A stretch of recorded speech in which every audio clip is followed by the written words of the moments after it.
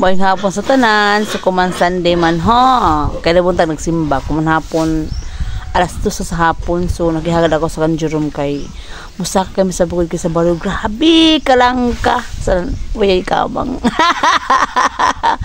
So sari kami sa bukid kay base mo sa pangaton hapon.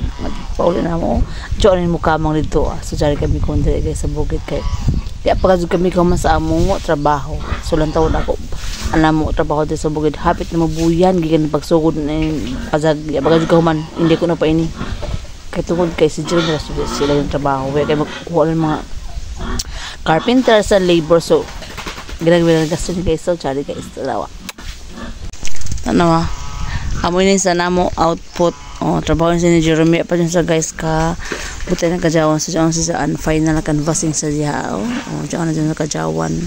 So ko ba na ito pa naglalas ng hipa sa guys tanaw na yung basta na kay bukid din sa mahigdaan gapon panganak na ang baboy puhon. So diyan sa pasal sa mo bukid sa well sa amo pa jag na taghimo. So basta lang ni guys sila man kamo magsaway sa trabaho sa kubana kay at least there ina nahimo na project na di na kinahanglan pa magasto pa ng iban pa na matapat ini sani mga powder mga sin kukulamber ug lansang. So trabaho na so jari na si engineer Jerome Char engineer si Jan foreman si sabaan labor round down si ja diba yan as dyan trabaho ito na dyan mga kuan dito mga backup dancer dito as gansa dyan mga bubro boys dito sa likubos. So jari kami guys. So si ja update guys pagkaman guys. So basta mo talaga muna uno ko sa bukid. So nagtatrabaho guys tanong ako ng mga dinon tanaw di ako tanom ng mga kinangkong atuan patula kabase ulong ka man hindi ako ho. So dyan sa diyan ako mga alugbate guys. So basta mo talaga mo ako dyan na nagpiko ako dyan nagpiko pinahiwi lamang the style guys.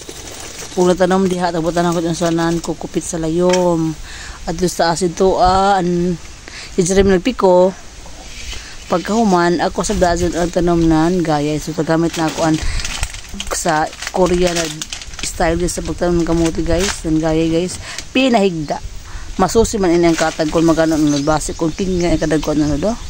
So after 6 months ma-harvest na ako ng kamuti mag PM ra ko 3 months ra okay ba yun sa basta kay after para kabuyan join harvest sa diha anudlot may mo dyan sa nagulay gulay dyan sa kikiro kay pariwas mga sigit-sigit dito guys na area ang mga gumon dito at sa dito lang ako tinanom ng mga lodge after 10 months birala sa dito guys. So dito na portion guys sa taas guys sagbuton pa dito guys alagtan dito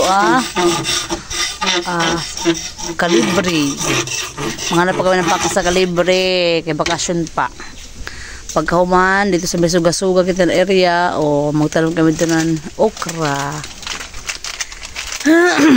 og dito sa tubangan dito guys dito guys magtanong ako dito ng mga flowering plants kaya nakapangadyan ako ng ligid may ligid sa tindahan ako pang kay base lagi ko na ng mga snacks. Okay ako tag-ibot dito ang tanggal ko so dili ako mabutang sa mga snacks dili butang ko dyan mga ligid pagkawantam lang ko sa flowering plants dito sa coral ako tayo ang bumbills kay para himuan sa dito ng coral ang bumbills. Amor guys, thank you guys for watching, love you all.